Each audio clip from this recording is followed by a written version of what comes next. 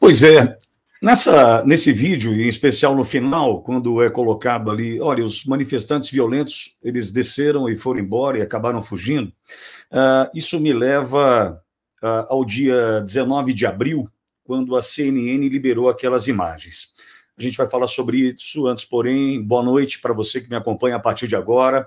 Uma honra entrar, né, na sequência dessa gigante que é a Cristina Grêmio, que comandou brilhantemente essa primeira hora, juntamente com a Gabriela, a Ritter e também com a Ana Senin, começando com a Cris, mostrando o que está preparado para essa noite, uma noite que realmente vem com muita informação, né, para aqueles que vão nos acompanhar até às 4 horas da manhã, nesse dia 7, caminhando para a madrugada do dia 8, que realmente há um ano vem deixando tantos com esse nó na garganta, com essa sensação de que a injustiça tem prevalecido num Brasil da justiça justiceira, não é? Eu voltava ao dia 19 de abril de 2023, quando a CNN liberou as imagens e a gente entendeu o que aconteceu ali, em especial no Palácio do Planalto, com poucas imagens, né, diante de todas as gravações e horas de gravações que haviam sido feitas naquele momento, e me lembro de um número que me chamou bastante atenção. Naquele momento anunciaram 176 pessoas identificadas, entretanto, apenas 47 pessoas presas. 129 pessoas que foram identificadas pelas câmeras naquele momento não haviam sido presas até então e duvido que tenham sido presas até agora, porque muito provavelmente as câmeras identificaram nestes 129 estes que o vídeo acabou de mostrar e relatar. Aqueles que desceram pelas cordas, fizeram rapel, enfim, acabaram fugindo após a depredação dos prédios do dia 8 de janeiro. A minha relação com o 8 de janeiro começa um pouco antes.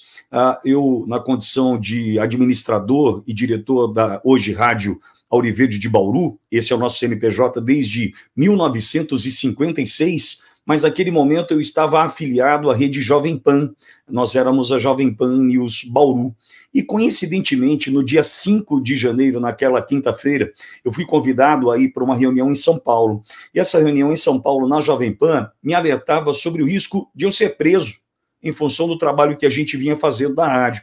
E aquilo me trouxe um alerta intrigante, é claro, porque o que a gente estava fazendo aqui não tinha nada de errado, de aquilo que a gente conhece como jornalismo, né?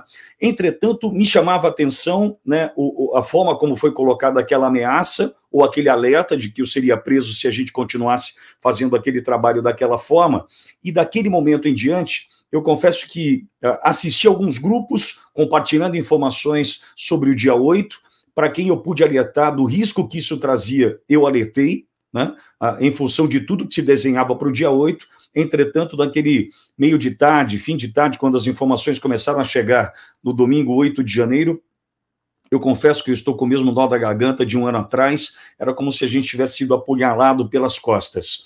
A manhã do dia 9, aquela segunda-feira, foi bastante emblemática para nós também ali na rádio, porque desde a primeira semana de janeiro de 2022, nós temos o hábito de segunda-feira abrir a semana com a execução do hino nacional.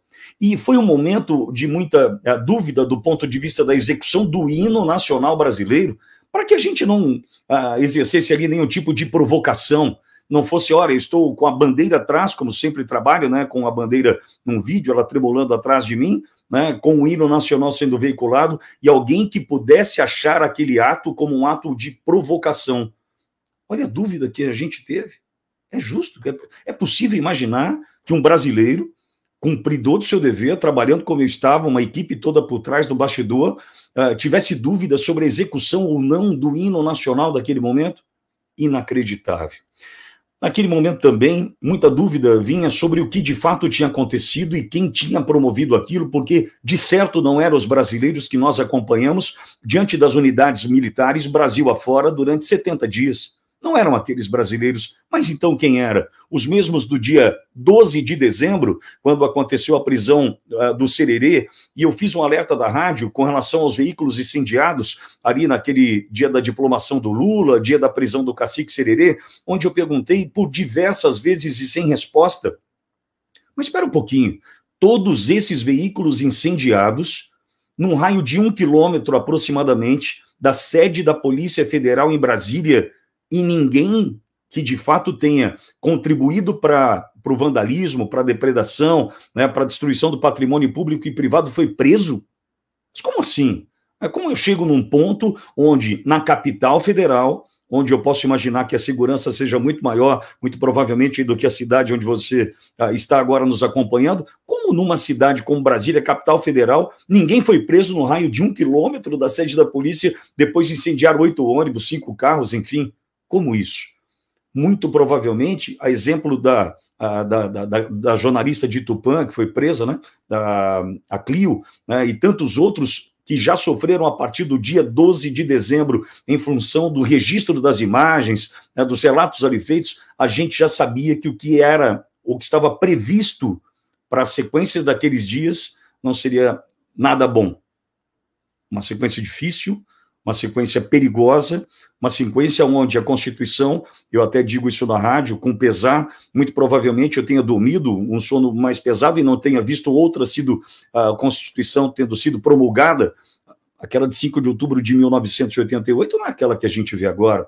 Mas, enfim, diante disso e de todos os passos dados, em especial a partir do dia 8, com a prisão daqueles que ali estiveram, daqueles que foram soltos, primeiros relatos que chegaram, a participação especial do doutor Cláudio Luiz Caivano na programação, tentando relatar, também em função do livro 8 de janeiro, a história não contada, né, do que se tratava, as imagens do 19 de abril liberadas pela CNN, todo esse mix, né, de informações que foram chegando, fez com que a gente também descobrisse uma parcela de brasileiros que passavam a sofrer as consequências de todas essas decisões tomadas pela Justiça Justiceira do Brasil, né, da forma como se desenhou desde o dia 8, com a prisão daqueles, as prisões do dia 9, com a perfídia do Exército, enfim, a gente começou a descobrir uma parcela de brasileiros que passava necessidade. E começaram a chegar na rádio alguns pedidos, né, ao longo desse período, começaram a chegar alguns pedidos de pessoas que, olha, eu trabalho, ou eu trabalhava, mas agora eu não posso mais.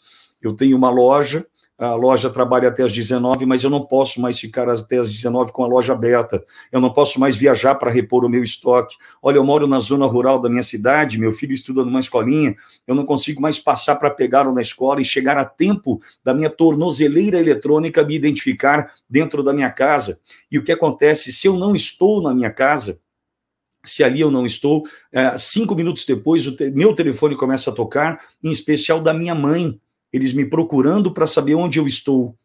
O relato dessa senhora termina dizendo que a mãe já passa por problemas psicológicos em função do telefone tocar.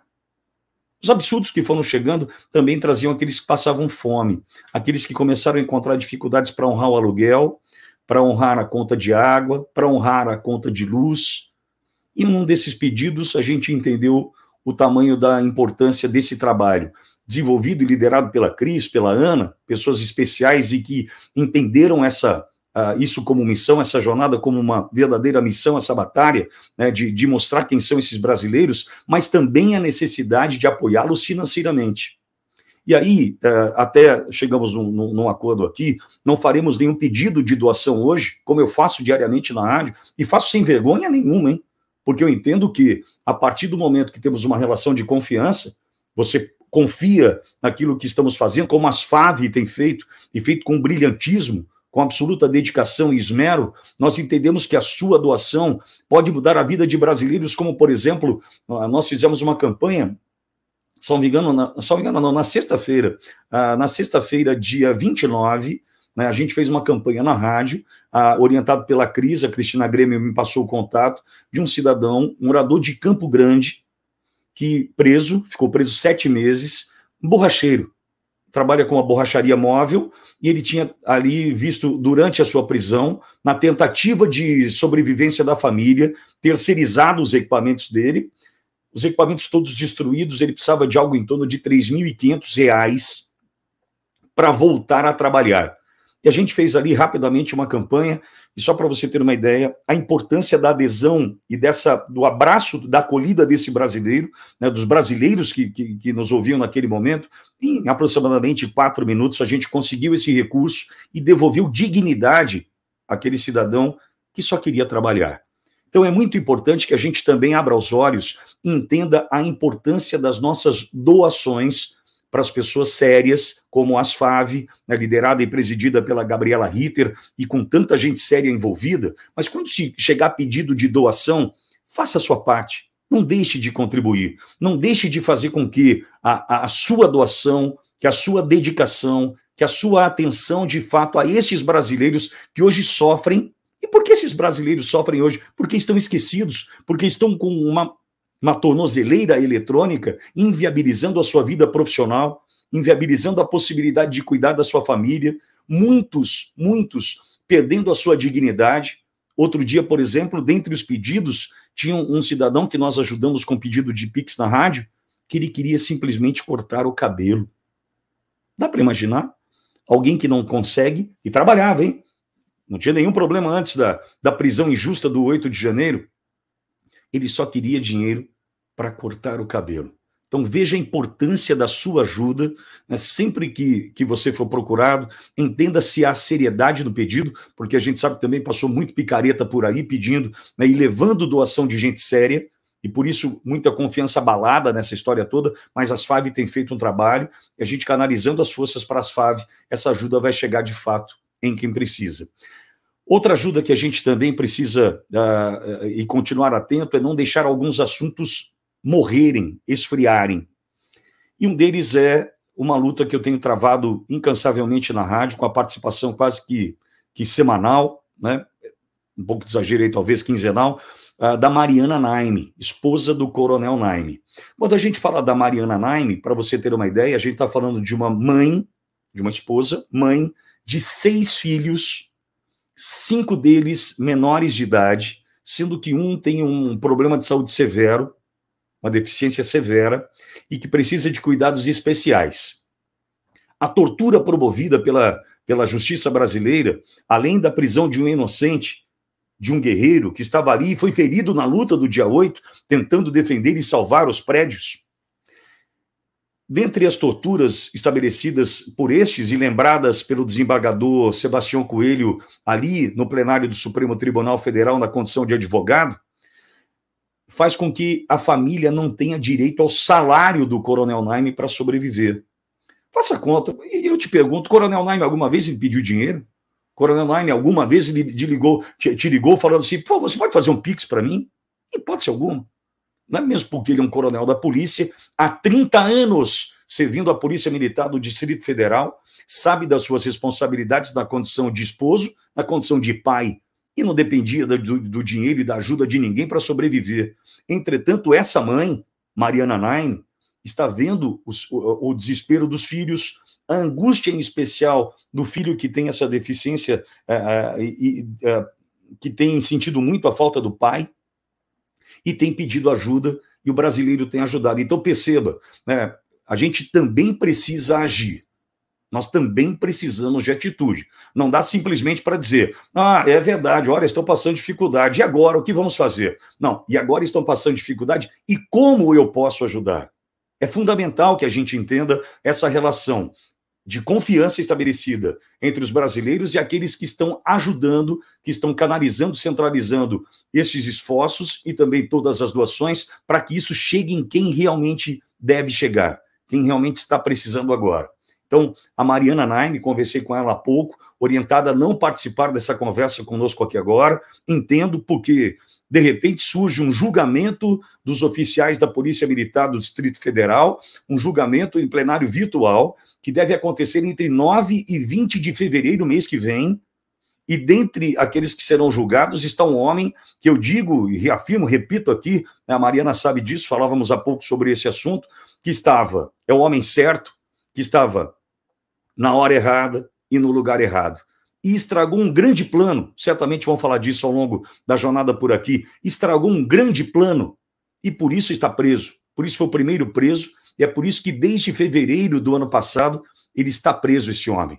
Entretanto, a família é torturada com a retenção do salário, com o bloqueio dos salários desse homem. Então, se você puder, entenda a sua importância nesse processo.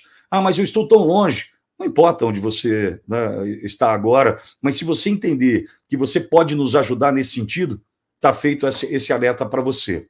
E nós vamos conversar aí na sequência, nós temos a Jane, também a Kézia e também a Luísa, a família do Clezão, temos também a doutora Juliana, o pai foi solto recentemente, entretanto, chegou a completar 75 anos na prisão, né, não pôde acompanhar o casamento da filha, um verdadeiro absurdo, mas também preciso fazer um outro alerta.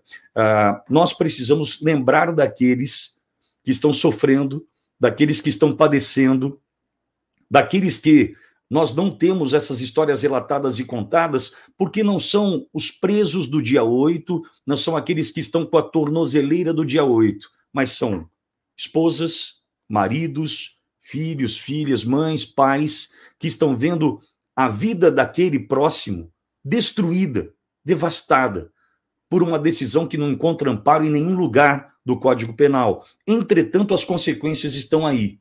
Quando a gente fala do querido Clezão, do Clériston Pereira da Cunha, e sua morte precoce em função das decisões não tomadas, em especial da soltura dele, pedida e concedida há tanto tempo, entretanto não cumprida, não concedida, não oferecida a ele a oportunidade de viver, nós também não podemos nos esquecer, a exemplo do Clezão, de tantos pais, mães e outros que já morreram em função das consequências dessas prisões.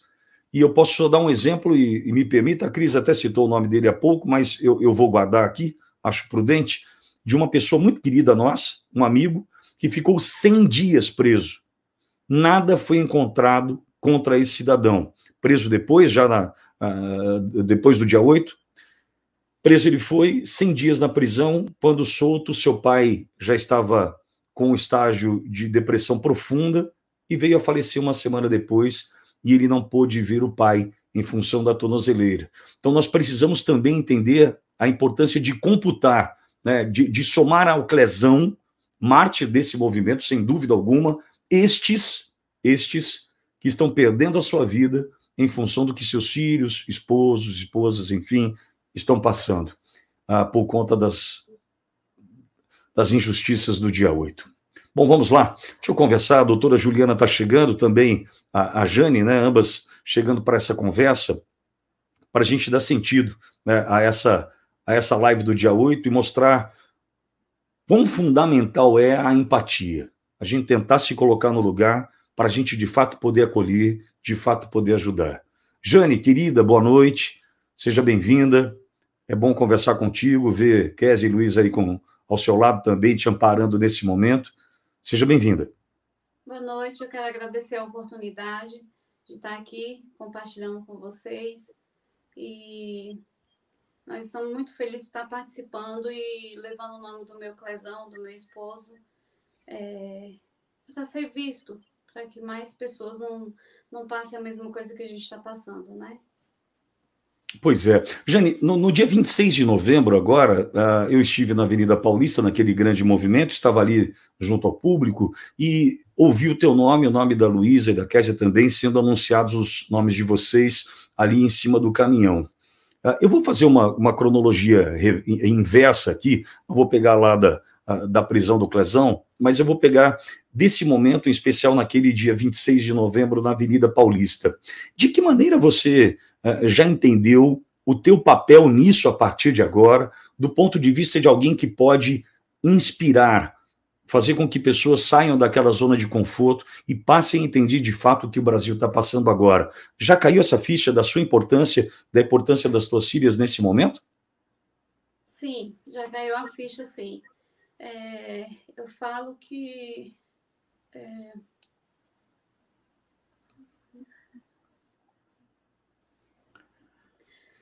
está sendo muito difícil. Eu vou deixar com que a minha filha Luísa venha falar, responder sua resposta. Fala, Lu. Boa noite, Lu. Boa noite a todos, quem está assistindo. Agradeço para quem está presente, nos ouvindo e nos defendendo. O que traz conforto para a nossa família em relação é ver o povo acordando, vendo que realmente o meu pai não era criminoso, meu pai era um exemplo de ser humano, ele não era uma figura política. Ele não defendia partido político. O partido político do meu pai é do Brasil. E isso é suspeito eu, como filha, falar, mas existem outras pessoas que tinham posicionamentos políticos diferentes que hoje em dia, após a morte do meu pai, já mudaram de posicionamento. E isso, de certa forma, é horrível viver com a ausência eterna do meu pai, mas, de certa forma, traz uma certa felicidade em saber que meu pai é causador da mudança, de uma grande mudança no nosso país. É verdade, Lu.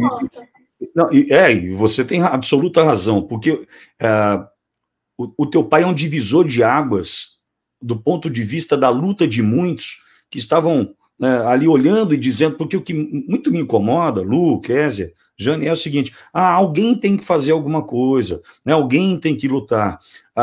O teu pai vira um símbolo de fato daqueles que estavam olhando e dizendo, alguém tem que fazer alguma coisa, e que passaram a lutar também. E vocês são testemunhas disso, naquela Avenida Paulista cheia de gente, né? Naquela Avenida Paulista de fato de uma retomada do brasileiro nas ruas e mostrando que a gente tem que lutar, sim, pelos nossos direitos, né, Lu? Sim. Agora, Jane, eu vou fazer agora a cronologia. Chega para nós que Clezão não estava nas manifestações, chegou atrasado em função do trabalho, era um domingo, 8 de janeiro, ele estava trabalhando e depois foi preso ali no plenário do Senado, salvo engano, onde nada de errado foi identificado, nenhuma quebradeira aconteceu. Como chegou a notícia para você? O Clezão... como é que chegou? O Clezão foi preso. Como é que você ficou sabendo da prisão do Clezão? Então, nós estávamos trabalhando na loja e por volta de umas 16h30, 16h30 mais ou menos, digamos assim, ele foi para o Senado, né? E aí, quando ele chegou, quando tudo já havia acontecido. Daí, quando eu fiquei sabendo da notícia, ele me ligou lá do Senado, que ele já se encontrava preso, me ligou falando, Jane, eu estou aqui, mas não se preocupe que logo vou ser ouvido, não fiz nada e logo vou estar em casa. E daí ele passou mal na madrugada do dia 8 para o dia 9. Daí o delegado, doutor Everaldo, me ligou, pediu para que eu levasse os medicamentos dele, perguntou se ele fazia uso de medicamento. Daí eu levei os remédios para que ele pudesse tomar os remédios. E na minha ida lá no Senado, era por volta de 3h30 a 4h da manhã. E liguei para o doutor Everaldo e ele falou que ele já não se encontrava lá, que ele foi levado à UPA de São Sebastião. Daí eu levei os medicamentos até ele. Cheguei lá, não pude vê-lo e conversei com o médico que fez o atendimento ao Clezão e entreguei as medicações. Daí, então, a gente foi ver ele depois no mês de abril. No final de abril. Peraí, de janeiro até abril vocês não se viram? Sim, aí a gente não se viu mais. Daí ele ficou esse período todo lá passando mal e a gente não tinha notícias nenhuma. E aí, quando nós recebemos a notícia que ele tinha passado mal, foi às 4h da manhã, na madrugada do dia 8 para o dia 9. E aí, após isso, após a morte do meu pai, nós encontramos uma matéria onde a gente vê o meu pai de costas, na cadeira de roda e algemado, dentro do Senado. Ele no dia da prisão, no dia 8 de janeiro, ele não tinha almoçado e não tinha tomado os remédios que ele tomava. Meu pai tomava 9 medicamentos por dia. E aí, no dia, ele não tinha almoçado, não tinha levado os remédios, porque a intenção era uma manifestação pacífica. Meu pai foi lá fazer o que era o direito dele, que era manifestar, era ter voz. Pelo menos cantar o hino nacional, que foi o que ele fez. E quando conseguimos, a gente nesses tempos agora, nessas últimas semanas, conseguimos receber o celular dele. E encontramos os vídeos do meu pai, que meu pai fez no dia 8 de janeiro. E só são cerca de 2 vídeos. Um é ele cantando o hino nacional, ele não aparece no vídeo, ele filma as pessoas. E o outro é ele filmando dentro do plenário, dizendo: "Tô passando mal, mas estou aqui". E aí a gente é muito doído ver, porque meu pai, a gente vê em comentários: tava doente, por que tava lá? Era um direito do meu pai, ele não quebrou, ele não era criminoso. Meu pai sempre nos ensinou a respeitar as autoridades, sempre. E é doído ver essas coisas. O meu pai não merecia estar naquele lugar, ele ficou quase 11 meses naquele lugar e ele não merecia estar lá. Agora, minha pergunta para vocês, no coração de vocês, né, a sensação que tem, por que meu pai foi? Meu pai foi para lutar por quê? Pelo quê? Qual foi a causa? Qual foi o motivo que fez com que, né, o Clezão saísse do trabalho naquele dia, mesmo diante de tantas adversidades, e fosse para aquela manifestação? Quero até para que a gente possa inspirar tantos que repito, vocês têm esse papel hoje. Jane, não dá para a gente fugir do papel que vocês têm, né, de trazer a esperança da luta daquele que deu a sua vida. Teu esposo deu a sua vida, né? Deu a vida dele pelo Brasil, naquele momento ali, onde ele decide deixar o trabalho. Não, eu vou lá. O que levou o Clezão para aquela manifestação? O que ele tinha no coração naquele momento, Jane? O meu pai era um pai, como eu falo, que eu falo em vários lugares, era um pai que toda pessoa queria ter. Meu pai sempre foi um pai batalhador, que sempre deu a vida por mim e pela minha irmã. E o que ele falava em relação a isso, das manifestações, é que ele ia lutar pelo nosso futuro e pelo futuro dos nossos futuros filhos, pelo futuro dos sobrinhos. E era isso que ele falava. Eu falava assim: "Pai, se for por mim, não precisa ir. Se for por mim, não precisa ir". E ele falava: "Luísa, eu tô indo é por você, não fala isso pra mim, que eu vou é por vocês. Eu não preciso ir, mas eu vou é por vocês".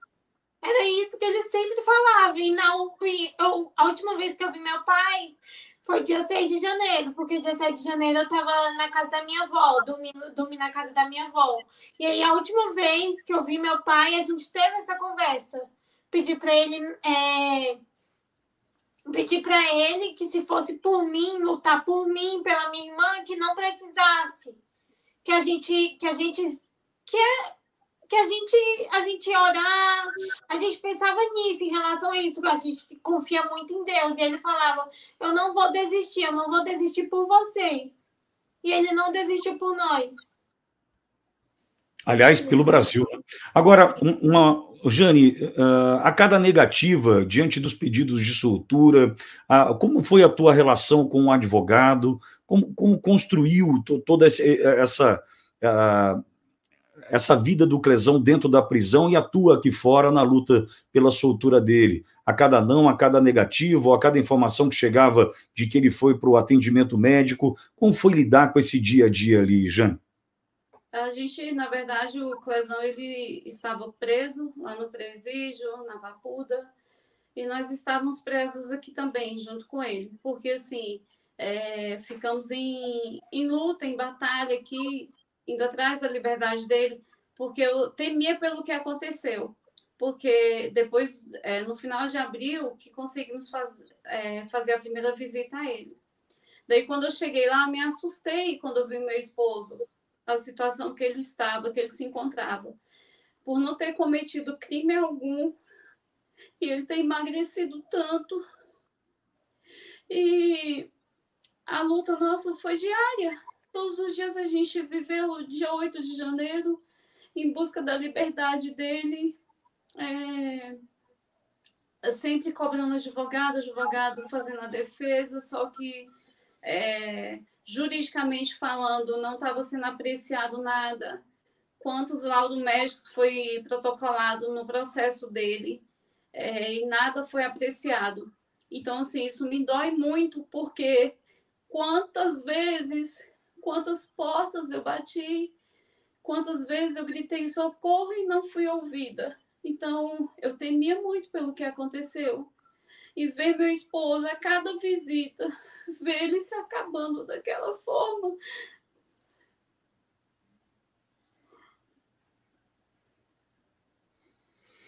É como se você olhasse e não achasse caminho nem saída. Aí eu me perguntava todos os dias, meu Deus, mas por que meu esposo passar por isso? Ele não cometeu crime algum, ele não matou, ele não roubou, ele de forma nenhuma quebrou nada. Então, assim, por que está passando por isso? Ele com comorbidade, ele se defiando lá na cadeia, acabando, ele emagreceu mais de 30 quilos. Então, a gente clamava por socorro e nada foi feito. Ô, Geni, e a vida hoje, e a vida hoje sem o Clezão, como é que vocês estão tocando a vida? Como é que está, enfim, a casa da Késia, da Lu, da Jane, como é que está a vida hoje? A nossa vida hoje acabou a felicidade. A nossa família era completa e hoje somos nós 3. Nós tínhamos sonhos. A cada visita era um sonho que a gente planejava em realizar.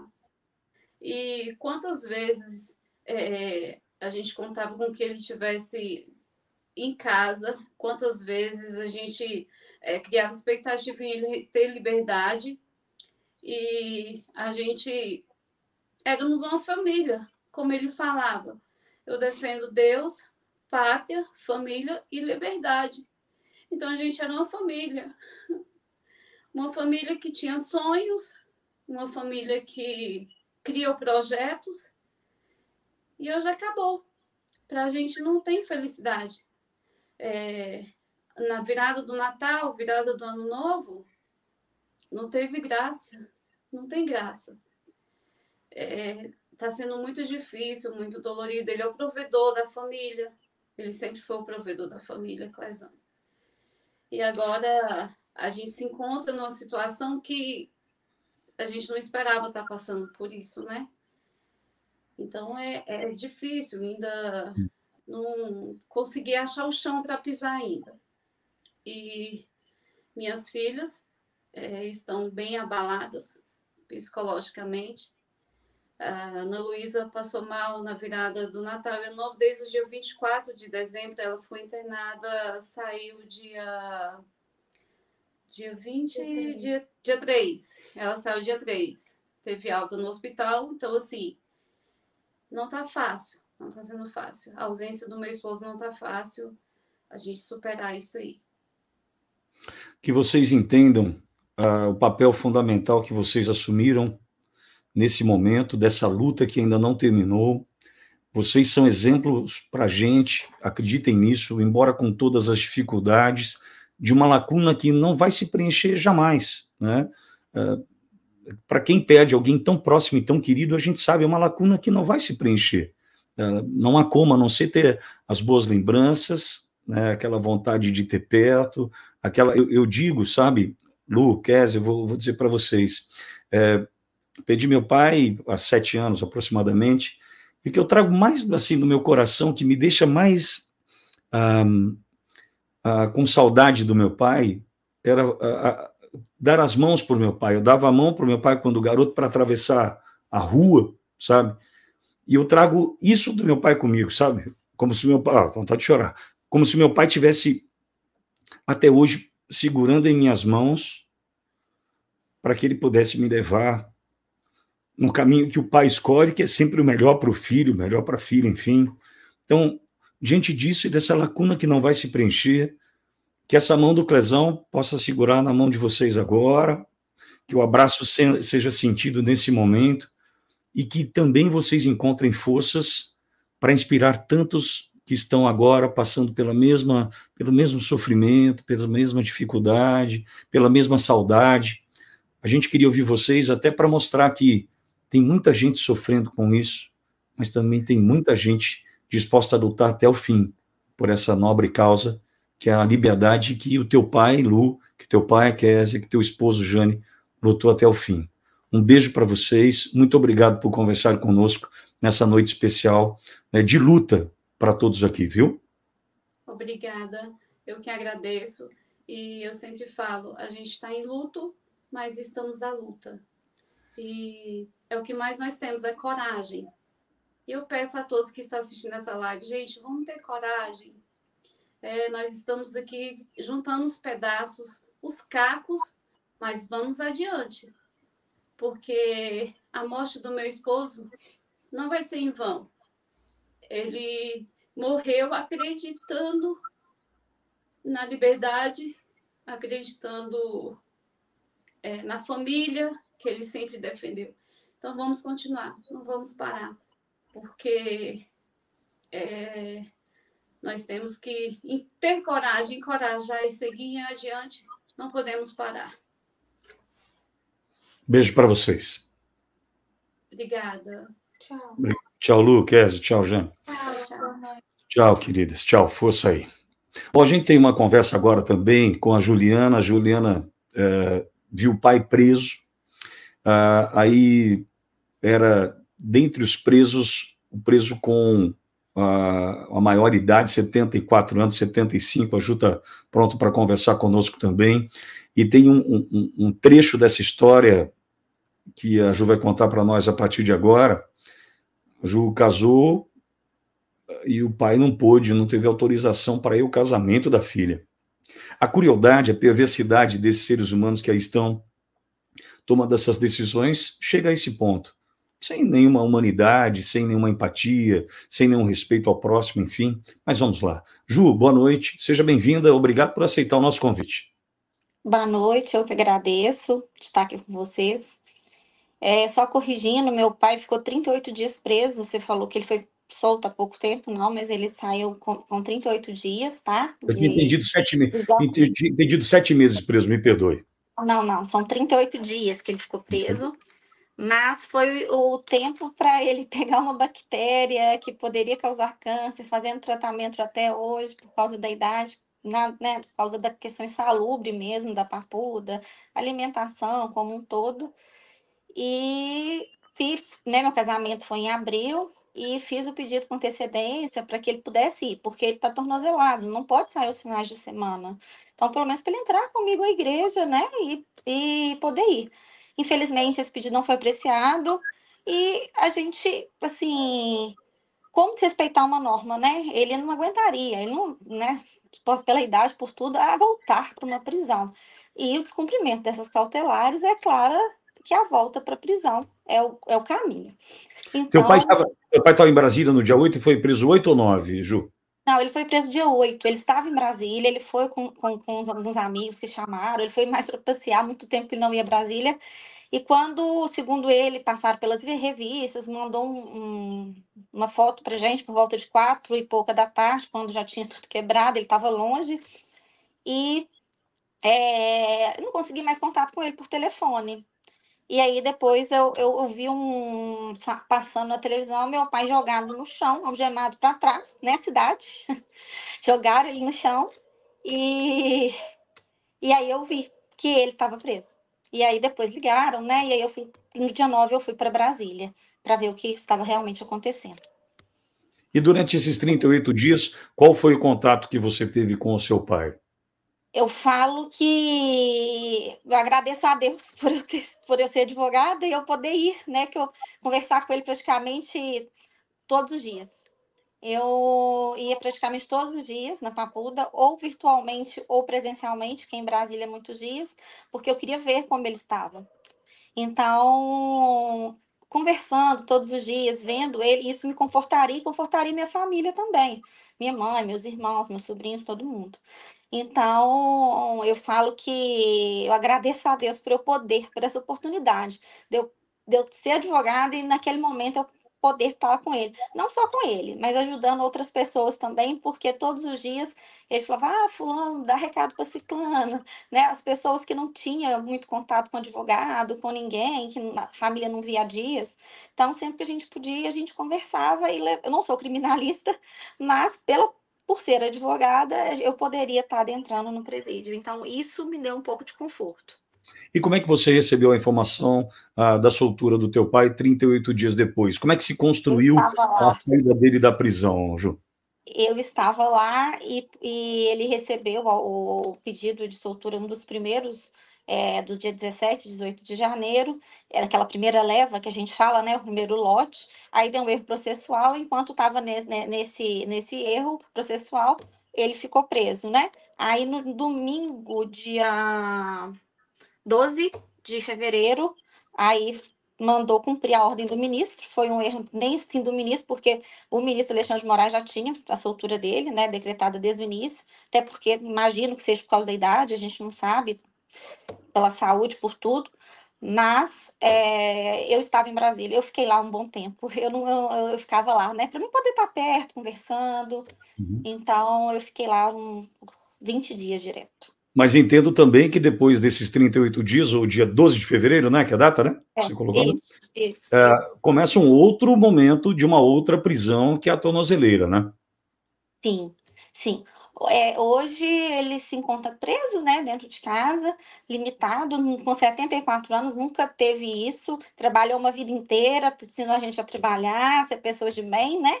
E hoje ele tá, finais de semana ele não pode sair, depois das 6 da tarde, quando a tornozeleira apita, né? Ele fala comigo que dá vontade de vomitar, de nervoso, que ele fica de ver aquilo apitando, sabe? Por que ele tá com aquilo há quase um ano na perna, sem nem lá dentro, né? Estava. Um próprio policial o convidou para entrar por causa das bombas. Foi questão de 2 minutos e prenderam ele. Então, assim, tem coisas que não vão voltar. Meu casamento mesmo não volta, né? Não vai voltar o dia do meu casamento, meu pai voltar a ir comigo. A mesma coisa, né? A questão do Clesão. Ele teve o pedido de o parecer favorável, mas não foi analisado. A vida dele também não volta, né? Mas uma pergunta, e a vida de vocês, da tua família, como foi afetada em função, primeiro da prisão e agora da tornozeleira? Porque eu estou tentando mostrar, Ju, o seguinte, tem a vida do tornozelado, daquele que está passando por esse momento, que é o teu pai agora no caso, mas a vida também de quem cerca essas pessoas, que é uma vida absolutamente afetada por essa decisão, né? Totalmente. Envolve a família inteira, né? A gente, hoje, por exemplo, a gente fala que a gente está preso junto. Final de semana, minha mãe não sai mais, fica com meu pai para não deixá-lo sozinho, porque a gente também tá junto nessa, né? A gente não tem graça um Natal, um Ano Novo sem ele. Então a gente vai por onde ele está. Então, sem motivo, eu tenho 11 anos de profissão, nunca vi nada parecido, né? Apesar de não ser criminalista, mas a gente estuda na faculdade. Tornozelar há quase um ano, né? Uma pessoa nessa idade, sem prova de crime. A presunção de inocência realmente a gente não tá vendo acontecer. E fazendo muitas pessoas sofrerem. E o que ele conta desses 38 dias que esteve na prisão? Qual é a história que você já viu, provavelmente, ele contar mais de uma vez, em função de ter marcado a vida do teu pai ali na Papuda? A primeira vez, ele contou que quando ele chegou lá, que ele viu que ele estava preso, né? Que estava na Papuda mesmo, vestindo a roupa, tudo direitinho, tirando as fotos. Ele falou que olhou para um lado, olhou para o outro, falou assim: como é que eu vou fazer para me suicidar aqui? Ele pensou nisso? Sim. A primeira coisa que ele conta pra gente que falou foi isso. E a primeira vez que eu conversei com ele foi 2 dias depois, né? Como eu pude ir lá na Papuda e conversar com ele. E ele estava totalmente, assim, aéreo, não sabendo o que estava acontecendo. Aquelas pessoas todas lá presas, ele numa cela só de idosos, ele o mais velho, né? Ele já tem quase 75 anos. E vendo aquele tanto de gente presa sem ter motivo para isso, né? porque eu sou de Minas Gerais, morreu um sargento aqui ontem, não sei se você viu, um rapaz da saidinha matou um sargento, né? E a pessoa, a desproporção que a gente vê com essas pessoas do dia 8, né, com os demais crimes. É uma justiça que não é a nossa, né? Porque, por exemplo, ouvi uma história de um rapaz com uma tornozeleira eletrônica também, que tem que voltar para o fórum criminoso. Para você ter uma ideia, ele até brinca que zerou todo o Código Penal, fez tudo o que podia fazer de errado na vida, e tem que voltar a cada 3 meses para se identificar no fórum. E, salvo engano, teu pai e tantos outros tornozelados, patriotas Brasil afora, toda semana tem que passar por esse processo, né, Ju? Toda segunda, inclusive dia 25 e dia 1º, dia 25 de dezembro, dia 1º, como aqui tem reconhecimento facial em Belo Horizonte, eu fui com ele ao fórum. Quando a gente estava indo ao fórum, a tornozeleira apitou, sendo que a decisão do ministro era só aos finais de semana e não feriados, e era segunda-feira. Então a gente ainda tem esse problema com as polícias penais, que não cumprem a integralidade da decisão do ministro.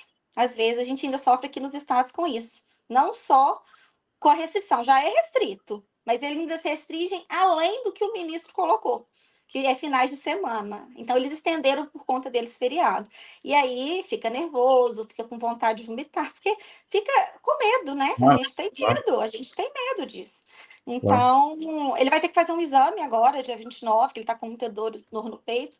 Nós tivemos que fazer um pedido, vai ser protocolado amanhã, para ele poder fazer uma ressonância magnética. Aí eu tenho que pedir autorização para o ministro, tirar a tornozeleira por uns dias, ir lá fazer o exame, fazer o preparo, para depois voltar. Porque ele precisa de passar por esse exame, pelas dores que ele está sentindo. Para terminar, Ju, até perguntar com relação à saúde dele. Essa bactéria é consequência da prisão?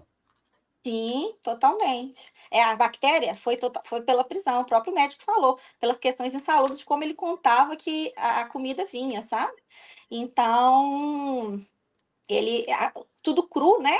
E então não tinha questão de higiene, nada. E agora foi uma série de coisas, questão emocional, é uma série de fatores, né? Como dizer, ele que vai levar para o caixão isso que ele está passando. Ju, e essa luta continua, você sabe disso, a gente acredito que só no meio, né, dessa batalha gigantesca que a gente tem pela frente. Teu pai também vira um exemplo até em função da idade, das consequências da prisão, a tua luta também na condição de filha, de advogada, e a gente não pode agora, né, pensar em desistir. Se você pudesse deixar um recado, eu peço para que você deixe, por gentileza, para quem está te assistindo, que está passando pela mesma situação, que está vendo a família definhando em função da tornozeleira que o pai está usando, que a mãe está usando e um filho está usando, qual recado você deixaria para quem te assiste agora, Ju? Olha, eu deixaria o recado de acreditar. Eu creio muito num Deus, assim, que existe, que é fiel, e que uma hora isso vai acabar. E a verdade sempre prevalecerá.